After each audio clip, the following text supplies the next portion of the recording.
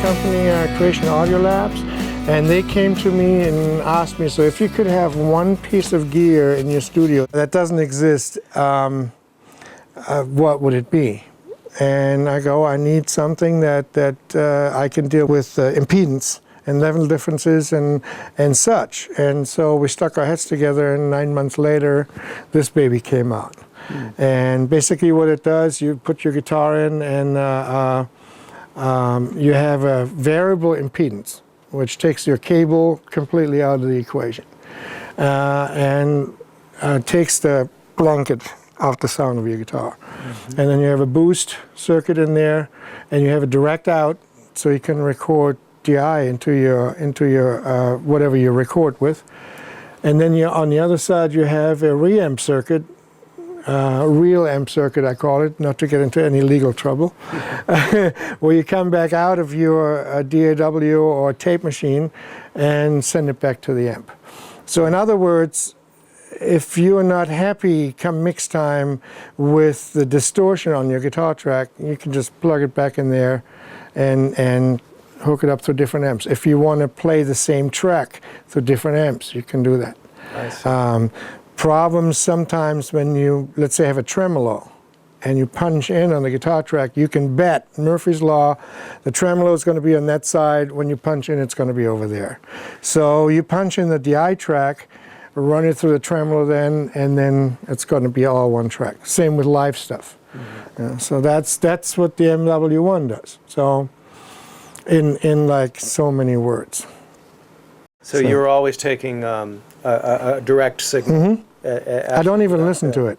I set the level, look that the level is okay, and don't even listen to it. But I have it there if I need it.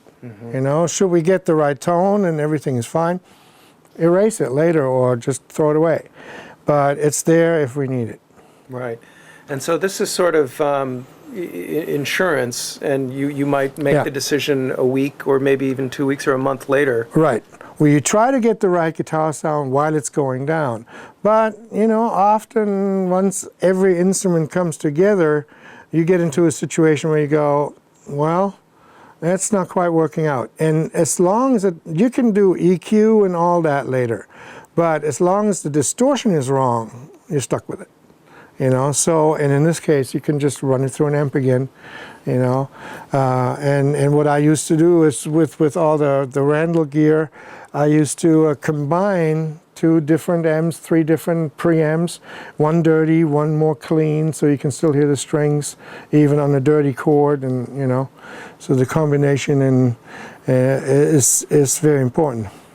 And Michael, just so for our viewers who are not familiar with the concept of what's generically referred to reamping, can you describe it, and you can use that as the example of how the signal is split? Sure. What actually happens is you record the signal that comes out of your guitar straight into your DAW, you know, Pro Tools, Nuendo, whatever you use. And so you have your clean guitar signal on tape, so to speak. And then you have that available to send it back out into an amp and re-mic that amp at a later date. The problem with that whole setup is that if you plug your guitar directly into the computer, it'll sound wrong because the impedances will not match. That's where this comes in. You know, it matches your guitar impedance to your studio gear impedance.